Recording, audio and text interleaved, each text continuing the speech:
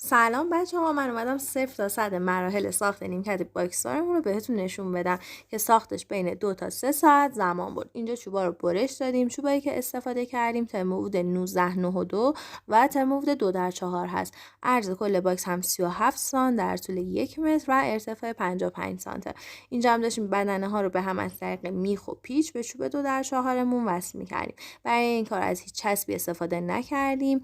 من نمونه این باکس رو داخل پینترست دیده بودم و فکر میکردم که خیلی سخته، اما خیلی خیلی راحت تر از اون چیزی بود که فکر میکردم.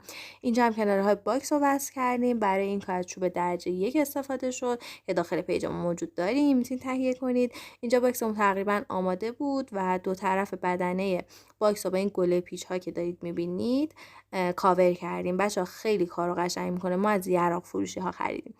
و بعد هم نوبت درش شد. همینطور که میبینید درش رو اندازه کردیم و از طریق 3 تا لوله تو کار به بدنمون وصل کردیم.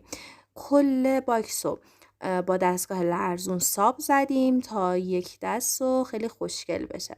بچه مشتری عزیزمون این باکس رو میخواستن داخل تراسشون بذارن، به همین دلیل رنگ خورده سفارش دادن و ما براشون رنگ زدیم تا در برابر نور آفتاب خیلی مقاوم تر بشه.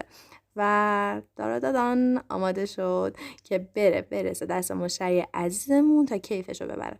بچه‌ها این باکس ها در همه ابعادی که شما لازم داشته باشید قابل ساخته. منتظر کامنت قشنگتون هستم. خدافظ.